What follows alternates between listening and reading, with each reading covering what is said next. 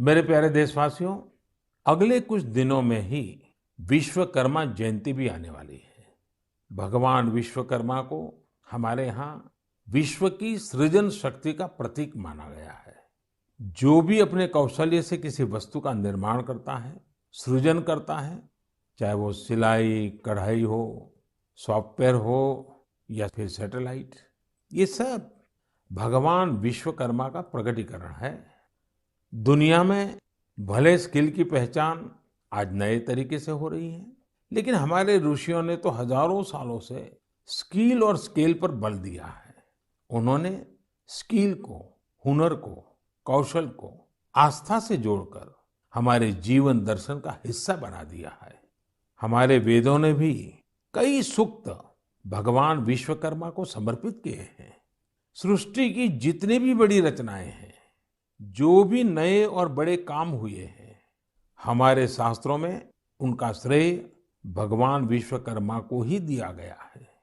ये एक तरह से इस बात का प्रतीक है कि संसार में जो कुछ भी डेवलपमेंट और इनोवेशन होता है, वो स्किल्स के जरिए ही होता है।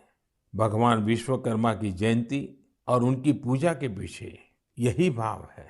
और हमारे शास्त्रों में ये भी कहा गया है, विश्वम कृतस्नम कर्म व्यापारो यस्य सह विश्वकर्मा। अर्थात जो सृष्टि और निर्माण से जुड़े सभी कर्म करता है, वह विश्वकर्मा है। हमारे शास्त्रों की नजर में हमारे आसपास निर्माण और सृजन में जुटे जितने भी स्किल हुनरमंद लोग हैं, वो भगवान विश्वकर्मा की विरासत है।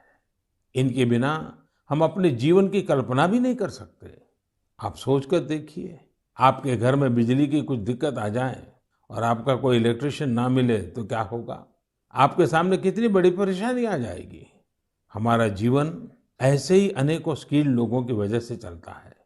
आप अपने आसपास देखिए, लोहे का काम करने वाले हो, मिट्टी के बर्तन बनाने वाले हो, लकड़ी का सामान बनाने वाले हो, बिजली का काम करने वाले हो, घरों में पेंट करने वाले हो, सफाई कर्मी हो या फिर मोबाइल लैपटॉप का रिपेयर करने वाले, ये सभी साथी अपनी स्किल की वजह से ही जाने जाते हैं। आधुनिक स्वरूप में ये भी विश्वकर्मा ही है। लेकिन साथियों, इसका एक और पहलू भी है और वो कभी-कभी चिंता भी कराता है। जिस देश में, जहाँ की संस्कृति में, परंपरा में, सोच में हुनर को, स्किल मैन पावर को भगवान विश्वकर्मा के साथ जोड़ दिया गया हो, वहाँ स्थितियां कैसे बदल गई।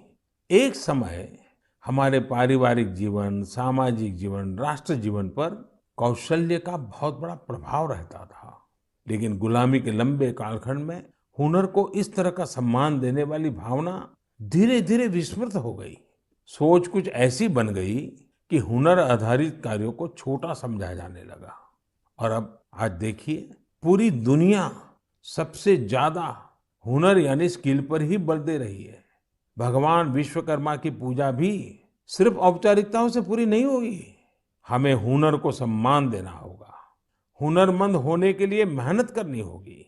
हुनरमंद होने का गर्व होना चाहिए।